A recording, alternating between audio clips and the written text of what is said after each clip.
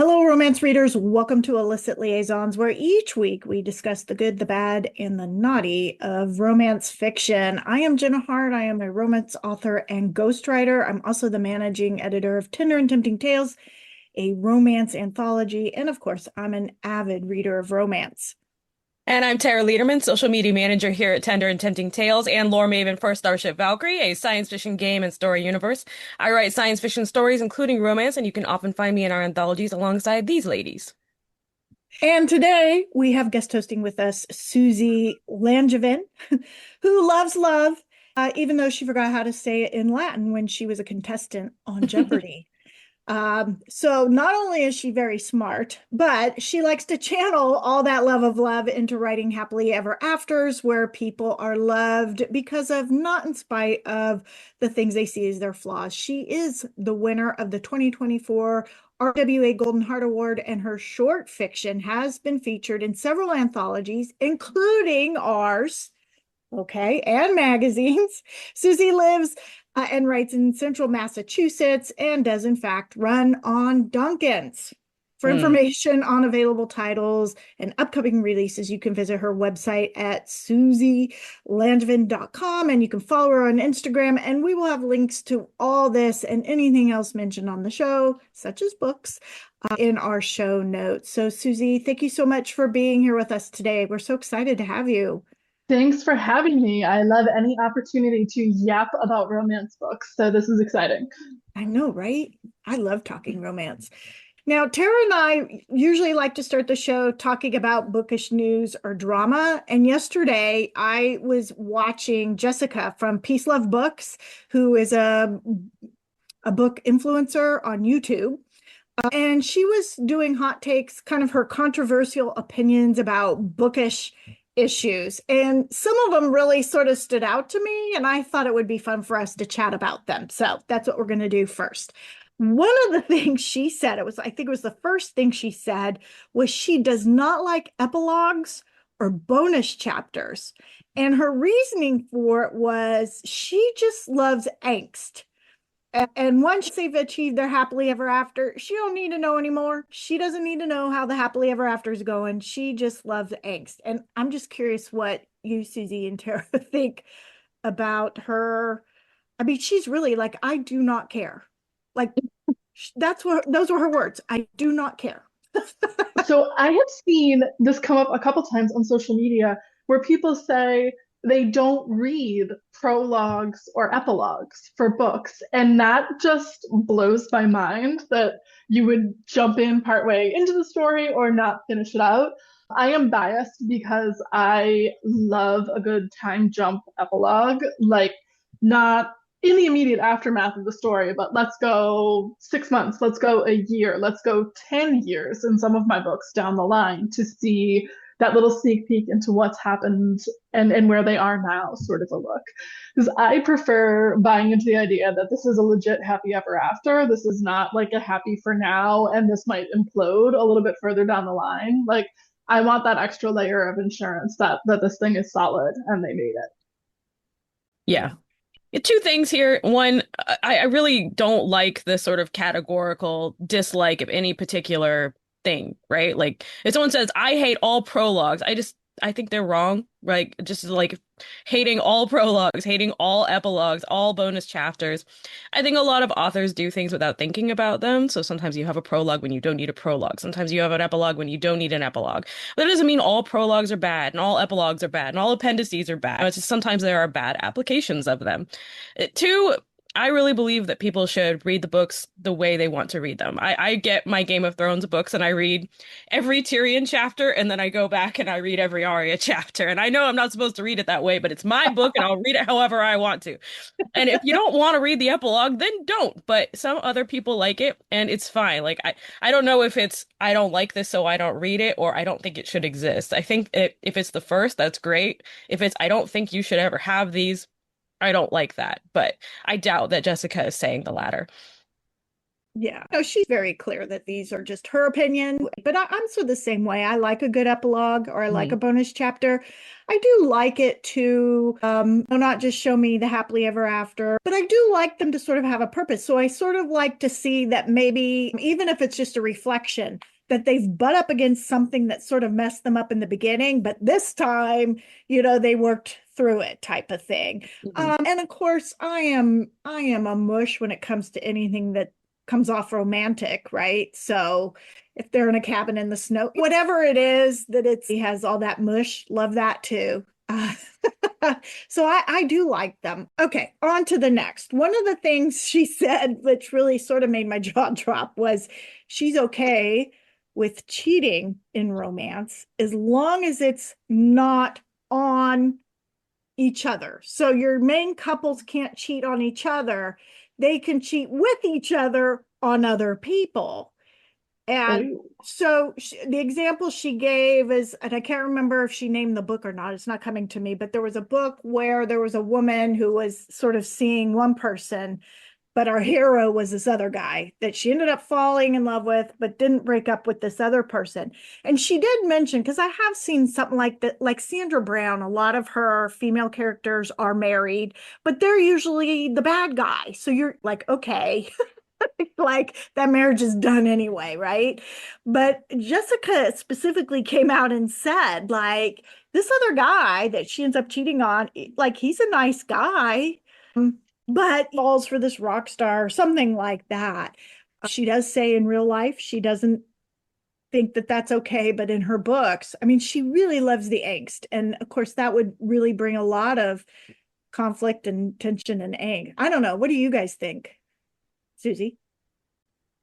I don't know that I'm pro cheating. I will say, I was talking with a mentor of mine, and she was talking about how the sort of old-fashioned romance convention is like once the heroine meets the hero, neither of them get with anybody else. And I have one book where that is just not even remotely what happens. And it's for a reason. It's important to the plot. And so I think there's space for like different paths to each other that can include a journey through other people. But I'm in a committed relationship and start this one outside of it, I don't know that you're going to convince a lot of people that that's destined for a happy ever after because of the whole like once a cheater, always a cheater mindset. So I think it would be an interesting hurdle that you would have to address somehow in the book about why this was the choice rather than going down a different lane. So it could be interesting, but I think you would lose a lot of readers in the process. I'd be willing to give it a shot, but I don't know that it would be for me in the end. Yeah. I'm actually surprised that this is controversial. I watch a lot of melodrama, and it's so common to have cheating plots and almost cheating plots and things like that in melodrama that I'm surprised that in romance it's like kind of a no-no, actually. But when you said it, I was like, oh yeah, I guess I don't see that very much in romance. But I think of like, well, again, I know Outlander, its series is not a romance, but the first one does involve, I guess, a kind of cheating. It has bigamy in it, right? And it's a lot of people who love romance also love Outlander, and it's one of the bigger cheating plots ever. And it has another cheating plot down the line where Claire thinks that Jamie is dead and ends up with his friend. Spoiler, sorry. But it doesn't last, but it does happen. And it's kind of a big deal. So yeah, I thought that John Gray. Yes, yeah, the John Gray Yeah, story. who Ooh, normally doesn't choose women, right? that was complicated. Yeah. Yeah. Yeah. So I feel like I see this a lot in stuff that was more melodramatic romance, where that has a romance subplot, or that is another genre but has a lot of romance in it, and definitely in melodramatic TV shows like Grey's Anatomy, for instance, which is just all over the place. It has cheating plots left, right, and center.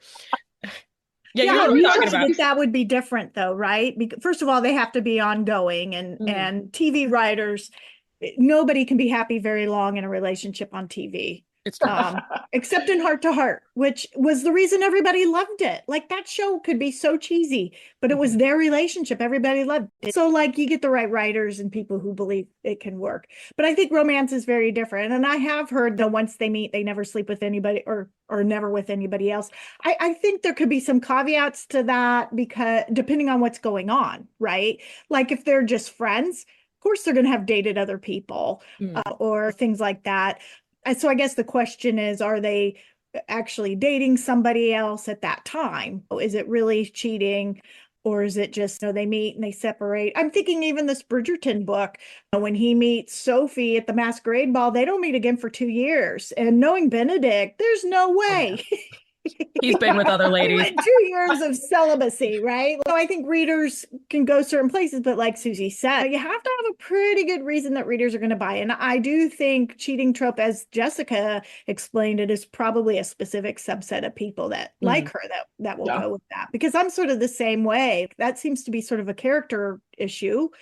How do we know you're not going to cheat on the other in the film? You beat a different rock star and type of thing. And I think in historical, it's a little different too, because in historical, you really could come up against some interesting ideas about women and what their options were, and how marriage was not always an element of choice for women, that it was a much more complicated kind of social more in an era where you didn't marry for love, you married for what your father told you to do. So I think there's some things you can play with in there that are interesting from the historical perspective.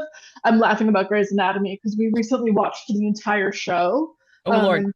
Binge watching 20 seasons of Grey's Anatomy is a fascinating experiment, because when it happens like week over week, and it was 4 years ago that this person got with this person and now they're sleeping with somebody else that they also work with, it's a lot less awkward when it happened with that space of time on like a traditional TV show calendar. When you're watching it and it was like 4 days ago, it's whiplash inducing. And are they not contractually like not allowed to date outside the hospital? Is that part of what they sign when you go to Seattle Grace? Is it like, I will only because usually it's the other way around, right? Right. Or the vet. There was the vet though. We had Chris Yeah. O'Donnell, the vet. That was the only outsider. Yes, Yeah, that's right. being with a patient would be worse, right? Like, because that would We be had Denny. like a therapist. That was a storyline too. And Denny. Yeah. Yeah. That's fascinating. I'd be curious to anybody who's listening or watching to this, their thoughts on the cheating thing. Because I do, when I'm talking to people about writing romance, that's one of the rules I say you really need to avoid. And anytime you give a rule in romance, there's always somebody who says, I read this or that. And I'm just like, you could do it, but if you want to make money, you're going to have to make sure you know where those readers are. And I don't know where to hunt for readers that like that, except maybe through Jessica. Like, go to Peace Love Books. And finally, and because this came up the other day and on one of our writer calls, was how trope forward romance is. And on TikTok, all the book talkers are fussing about it's so tropey. And in my mind, almost every book is going to have a trope, whether it's literature or whatever. There's some sort of element to it, some little kitschy thing that makes people read it, right? So romance isn't the only one that has tropes, but I'm pretty sure on TikTok, when they're fussing about tropes, they're fussing about romance, right? Like, because romance is a trope they use a lot of marketing, and Jessica was like, I am all for it. Which I thought was like, if she sees a picture and it has the different tropes and there are tropes that she likes, yeah, boom, bought, right? She'll buy it. And she just has to hope that it fulfills the trope, because she did say the other side of it is sometimes they don't, they look like they're trying to fit the trope into the story that they have, but that's not really the story, So you have to watch out for that. But anyways, I don't know. What are your thoughts on all this trope forward marketing and romance? I think it's a helpful shorthand for readers. And I know for me, when I'm kind of picking things to read, I like to have some sense of what it is that I'm getting into. And I love it when people play within the confines of a trope or a convention, but find like subtle ways to subvert it or play with it or wink at it kind of over the course of the story. I've actually written a couple books in a collection that are Hallmark movies in reverse. So it's sort of taking that trope of big city girl runs away back home and falls in love with the flannel wearing pie baking guy. And instead, it's a small town boy that runs away to the big city, falls in love with a career woman, and she's able to both get the guy and the career. So it's still trope driven. It's still fundamentally a part of this sort of universe of storytelling. but it's got that different approach of reversing the gender and looking at it from a different perspective. So that was really fun for me to like play around with that. And I think that's something that readers have responded to from the perspective of like this familiar rhythm, this familiar like paradigm, but it doesn't look and act the same way as every single other time. It is so interesting that romance is the one who gets like sort of downplay that it's super trope driven, because I don't know that I've ever read a fantasy book that was not fundamentally at some level about good versus evil or about a great quest. Like this is another genre that's very, very trope driven, but it's treated really differently. And I have an English degree. Like even literary fiction, to a certain degree, is trope driven. They're hero narratives. They're the Joseph Campbell hero has many faces kind of perspective. So these are like fundamental backbones of literature, and they sometimes get dismissed as like, oh, this book is just three tropes in a trench coat. But it's really like how we think and organize storytelling in our brains and in our hearts. That's what we're looking for from the payoff from it. So I love understanding kind of what the story wants to do and then seeing how it transforms within the experience of those characters. Yeah, exactly. I mean, you're totally right. I actually taught a college class at UC Irvine for years while I was a PhD student on genre. And the genre I used to teach it was high fantasy, not romance. And I had my students read The Hobbit, which to some degree kind of creates high fantasy as we know it. And we also read a Game of Thrones, which was hilarious. I love doing tits and dragons with 18-year-olds. It's a good time. They loved it, yeah. And it was a really good way of teaching tropes, right? Because like fantasy is probably the tropiest of the genres, right? I think that it adheres to tropes in the tightest ways. It does use the hero's journey. I think that a romance book is going to be more varied than a lot of fantasy books because fantasy will change its world building, but will generally have the same story a lot of time. You'll have your epilogues roman, you'll have your young hero, he leaves a farm. In fact, I used to do this thing where I would write on the board, young hero, or be like, tell me which plot of this movie is, and I'll tell you the name of the movie, and I would blow their minds. And I'd be like, okay, young hero leaves farm, receives father's sword from old wizard, saves princess from evil empire. Star And then Wars. Star Wars, yeah, my students would blow their mind. It's a fantasy story, right? But it's very, very recognizable. It's basically it's Aragon, you know. Yeah. It's Lord of the Rings. It's that hero's journey. Yeah.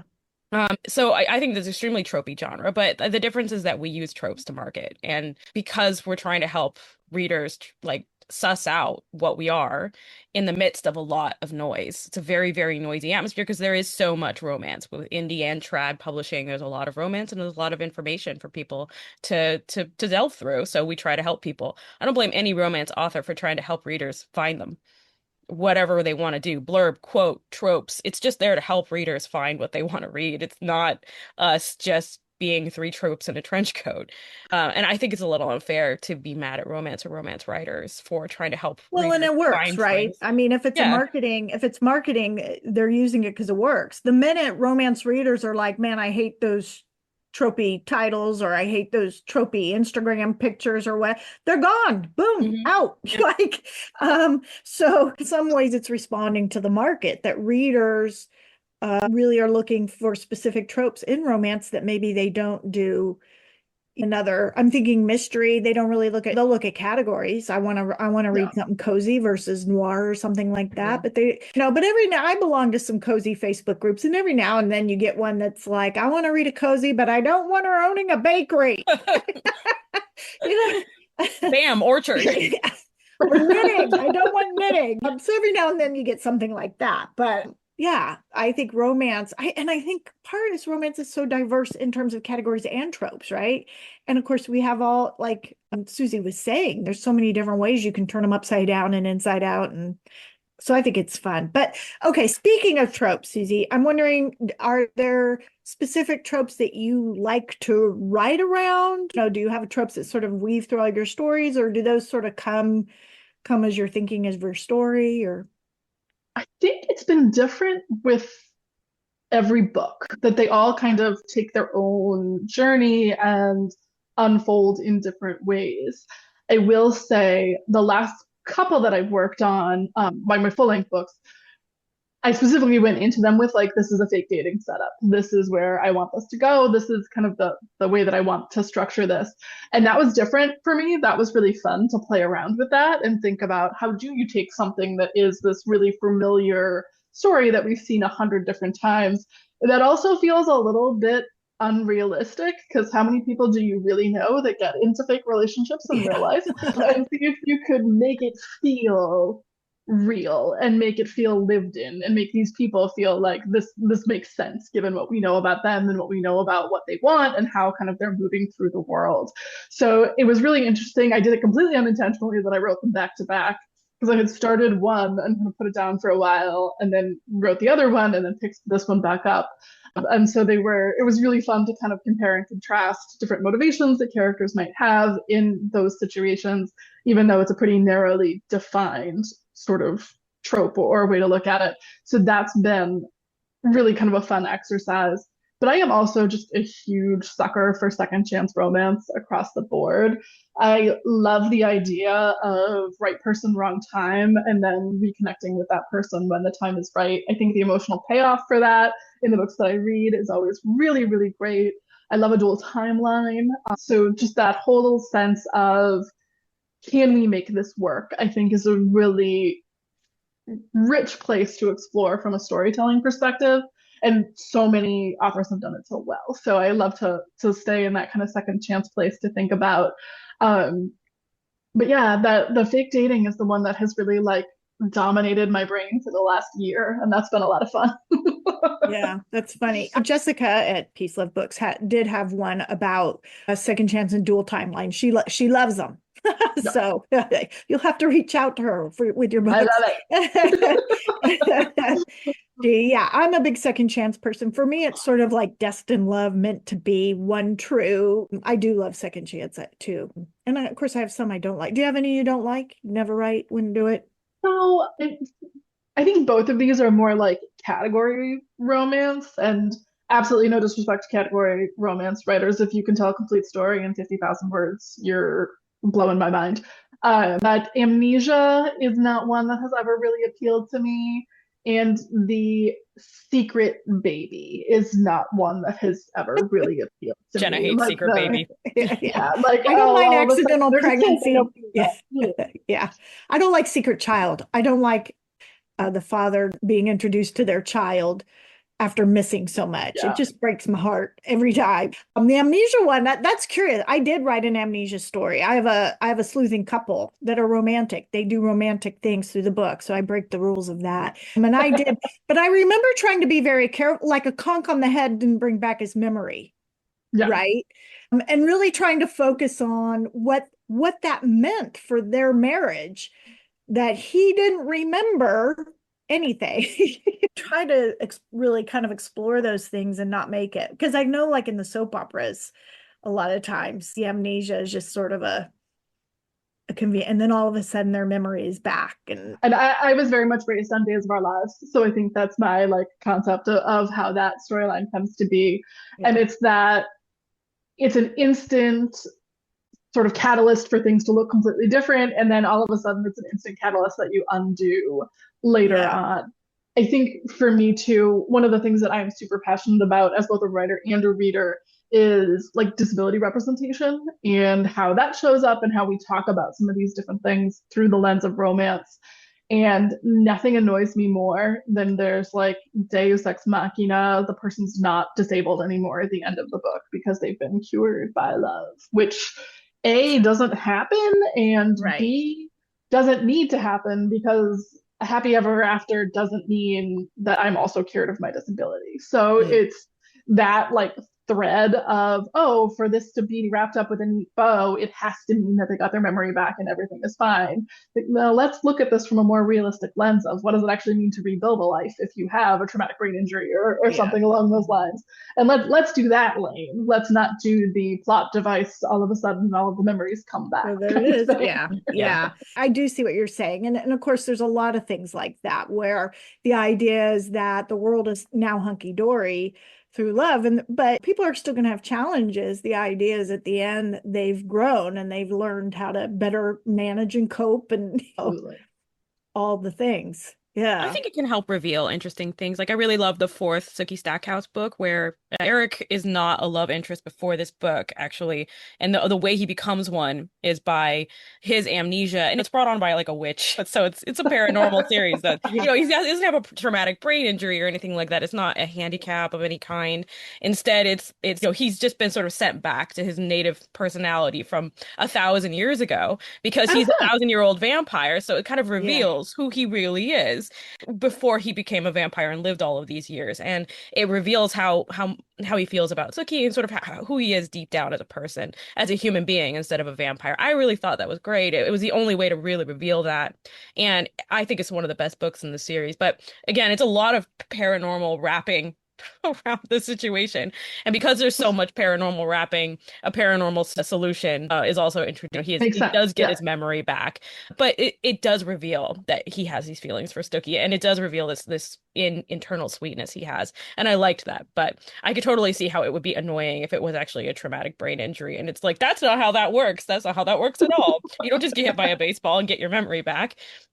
Yeah, and that's how a lot of times it's been played, right? You got hit in the head and you lost your memory, and then you get hit in the head and you get it back. Like, I didn't want to do that. The way I did it was the sort of injury that they were like, he's probably going to get it back, but it may take time and it may not be in any particular order. And so it does start coming back a little bit on its own. But even when it's done, he still doesn't have it all back. And I'm looking at writing the next book and trying to figure out, what are bits that maybe he still doesn't remember. I Yeah. love that. Or You can what show him bits have struggling come with it. back since the end of the last one. So Making it a plot point seems really smart. I like that. I mean, you can yeah, keep struggling with it in future books. yeah. And it'd be that particular series, there's a romantic mystery, but it's the same couple all the way through. So the challenge there is to keep them interesting, Hmm. heart to heart, Yeah. time date, right? So the conflicts a lot of times aren't between them, so to speak, in a traditional romance, but they still got stuff they got to deal with, including the last time he had amnesia.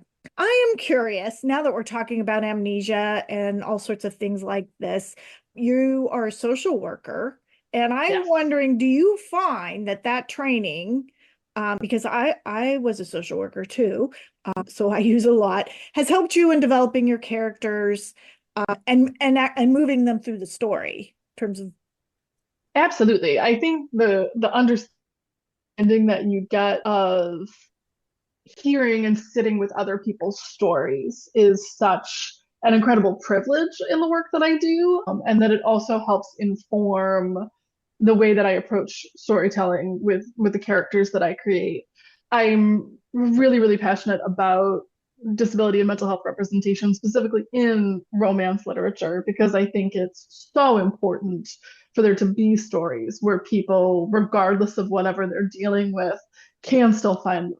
And that it's a piece of their story, but it's not the whole sum and total of who they are. And the experience of getting to sit with so many people who, on their intake paperwork, are reduced down to 2 lines of telling you why they're in the room, and getting to flesh that out into a whole person and a whole understanding of their story is sort of the gradual unfolding that I think we can get of a character in a book as well. And I think it also just gives you the ability to stand in somebody else's shoes in a really conscious way, that I'm trying to understand other people's perspectives on the world and help them figure out, how do I make decisions about the changes that I want to make or the things that I want to do?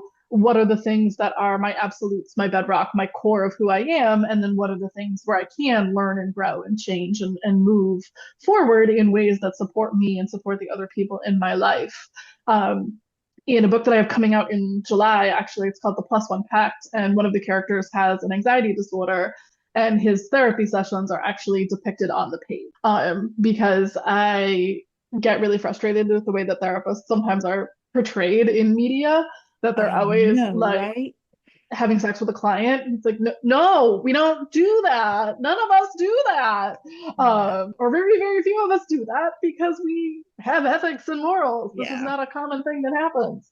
So I wanted to sort of pull back the curtain a little bit on what does this actually look like if you are in therapy, and that it doesn't necessarily mean you're laying on a couch talking about your feelings and your mother. Like, that's not what therapy has to look like. It can be about thinking about how you think, because my training is as a cognitive behavioral therapist. So one of the characters actually goes through that process and uses that as a way to work on his anxiety. I also think it's super important to depict men struggling with mental health in romance literature because it's still something that is so taboo, and women are far, far more likely to seek therapy. They're far more likely to be willing to talk about the stuff that's going on for them. And I think the way you create space for that is to put it out in the world. And so in my last novella that I released, that main character is struggling with grief and complex loss and talks about the side effects of his medication during a sex scene, because that's a thing that happens. So there's space to create some of those conversations through these stories and these characters that we create. I remember one time, this was for a client I had to write about a man who had PTSD. And that's something that a lot of times I think, well, a lot of mental health issues, there's sort of these stereotypes about how they manifest and how people see it outwardly, right? Really trying hard to get a sense of like what it would be like to have that and other ways it could manifest. And so I tried really, really hard to be about what it would be like to be walking down the street and a helicopter flies overhead or something. I mean, he had it from war. My stepdad had it. He was a Vietnam vet. And he actually did pretty good compared to some others. But there were moments like you couldn't walk in a room, you couldn't surprise him when you walked in, you had to let him know you were coming. He always sat facing the door, and these are things that, okay, as a writer, I'm going to use that. But like, why? You have to get deep down into what's going on in the psyche that compels that. I've always been sort of surprised, particularly with PTSD, at how quickly the brain wires into something like that, and yet you can't untangle it. Yeah. Right. Yeah, like no matter the goodness you give them over the next 50 years, like it does not untangle that. The brain is a interesting thing. But since we are talking about men and leads, I know Tara and I were talking the other day about how when I first started reading romance, or some of the first books I read, the female characters were pretty much all the same. They were tall, they were lean, they had long, luscious hair that was either blonde or maybe brunette, maybe red. But I mean, they were like Julia Roberts, pretty much. But then over the years, I would say maybe in the 90s or something, I remember Laurie Foster had a book came out that had a plump woman in it. It was like, whoa, look, a big, beautiful woman. having been one, that was really excited. So today, the women we see in romances are nearly as diverse as what we might see in the world. Not totally, but I mean, but the men still seem to be at least 6 foot tall. And big chested. They might have some issues. I know I read a romance once where he had a disability from war, like his he lost part of his leg or something. Like I've seen some of that, but we haven't ever really seen what we might call normal looking men, right? And I'm wondering, I remember one time seeing an interview with Nora Roberts, and she's like, people don't want to read about ugly people, which may be true, but you cannot be a big buff 6 foot Navy SEAL, right? I don't know. I'm curious to your thoughts about how diverse our heroes can be. And that is one of the areas that I think we still do have a ways to go. I think there is more plus size representation for women, which I think is a wonderful thing. It's something that's in a lot of my books. The thing that I have always kind of thought about and approached any of the physical descriptions of characters is function over form, I guess is how I would put it. So, for example, in the last book that I released in November, the female lead is a graduate student, and knowing like the life of a graduate student, it is very easy to gain weight when you are studying and doing all of that stuff because your life is as chaotic as it is when you're in grad school. Whereas the male lead is like a marathon runner, so he's incredibly thin. He's not your sort of typical muscular build. He's got a sort of a different body type, but it's functional. Like that this is manifested by one of the ways that he tries to control some of his symptoms with his depression and grief are around his physical exercise.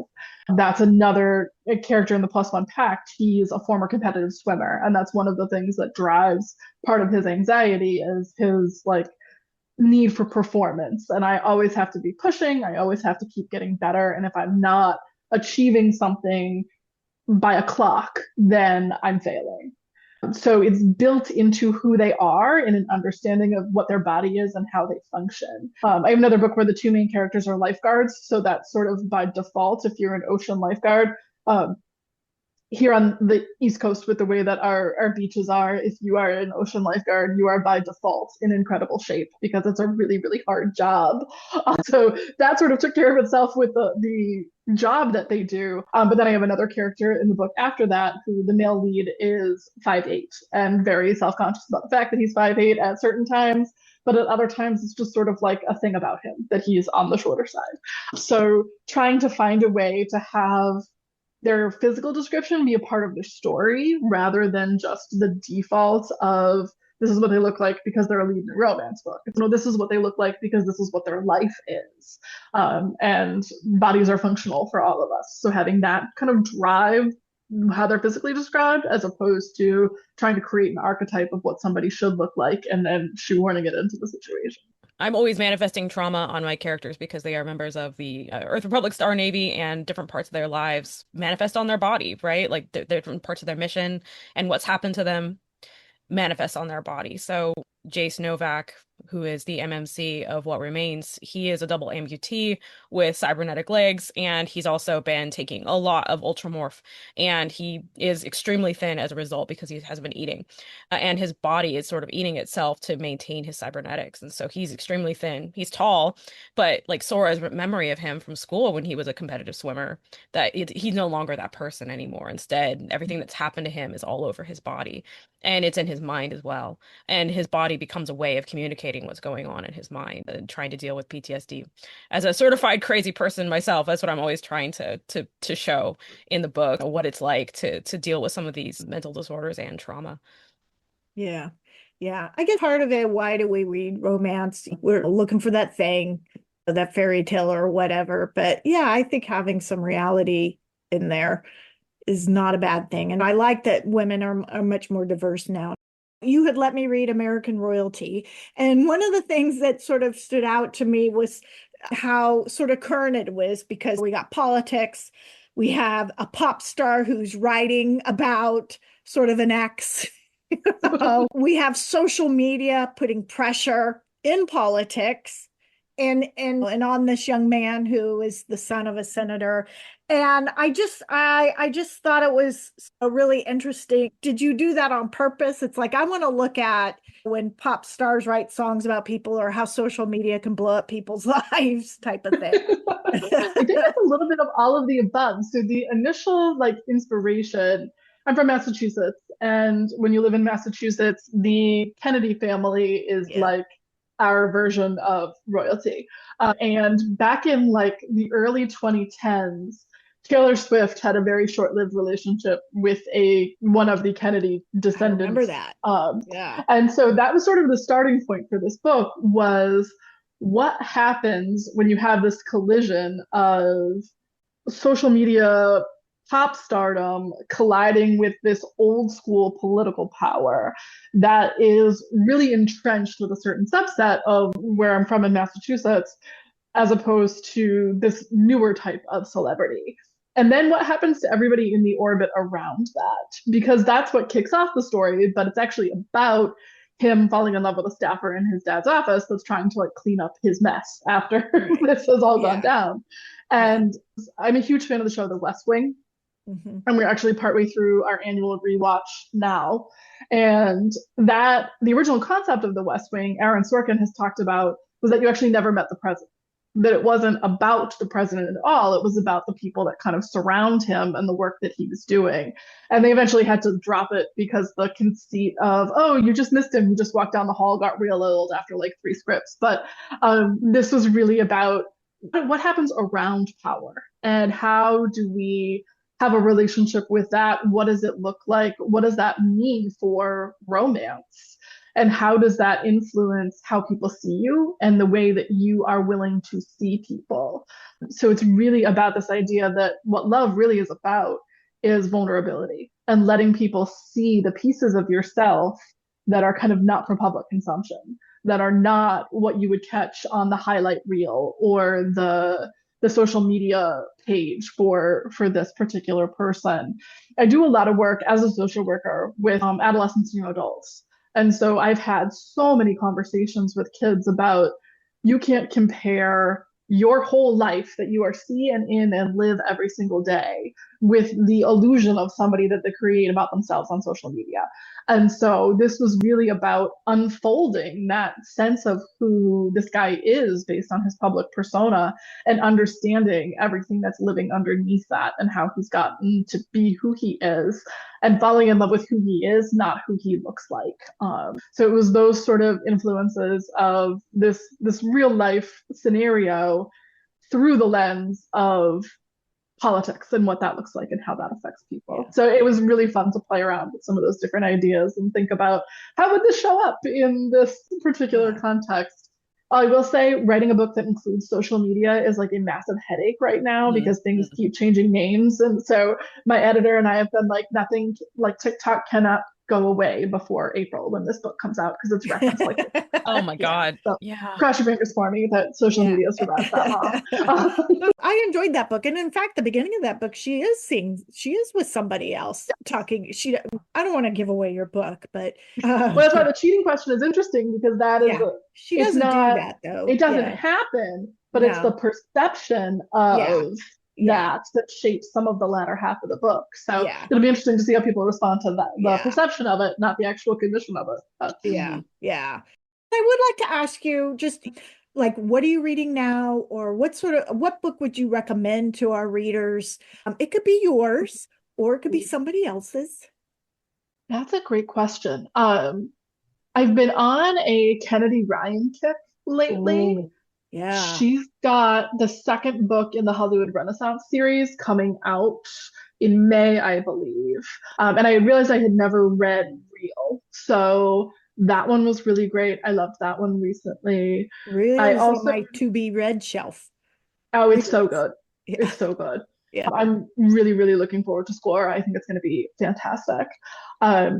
I have also recently been on a sapphic romance kick because it's harder to find. Like, there aren't as many of them out there. But I just read, I think it was The Devil Wears Tartan, which is a sapphic romance set in the world of Highland dance in Canada. And it's like as niche as you can possibly get. And it was great. I loved it.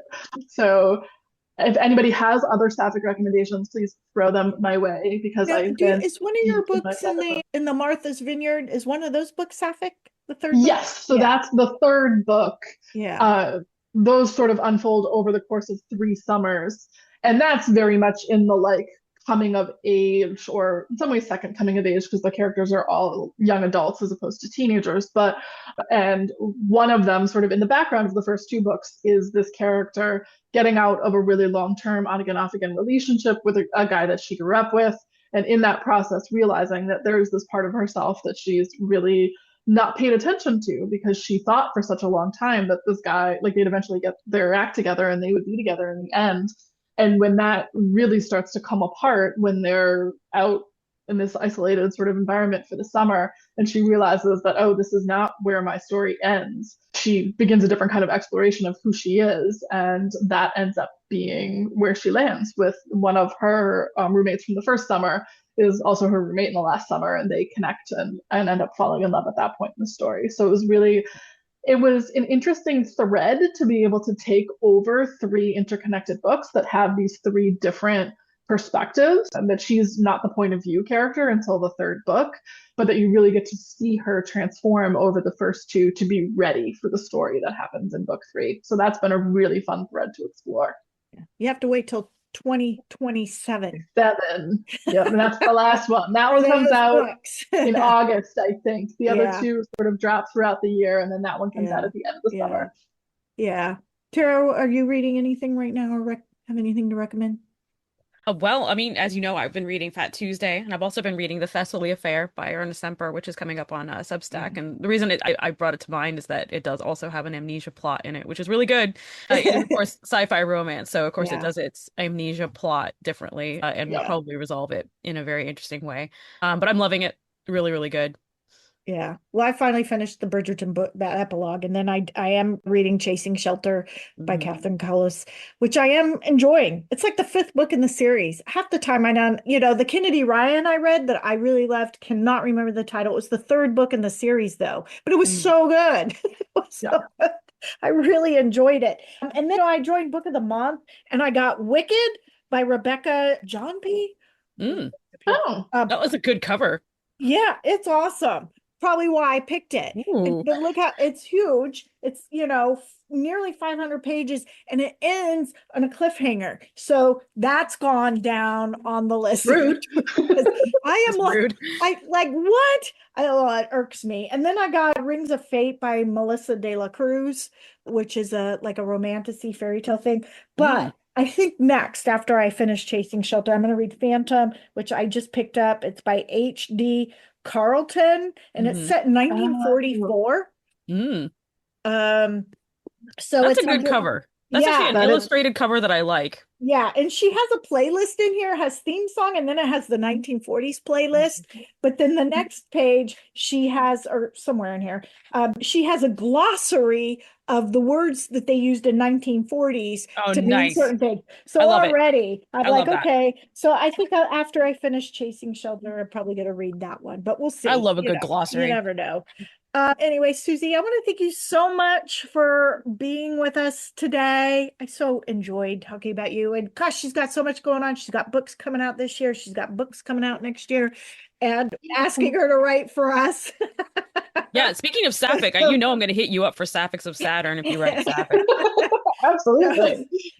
Yeah, and I really love the portion we talked about social work, not just because I was a social worker by training, but I really feel like when something like romance, emotion is like the thing, it's the driver, right?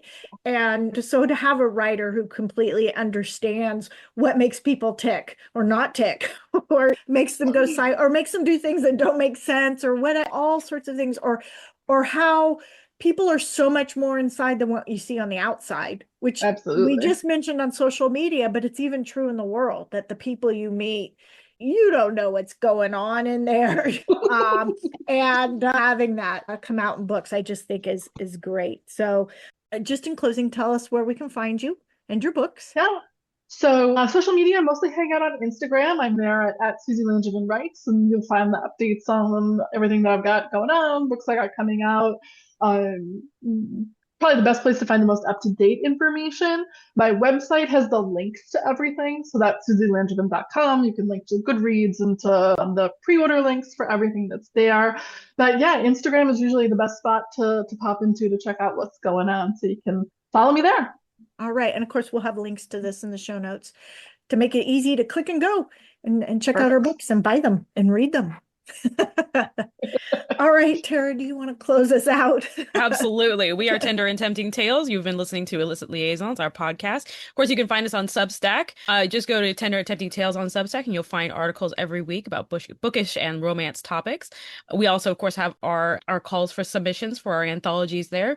You can also find us on Instagram. We are Tender and Tempting Tales on Instagram as well as on Facebook.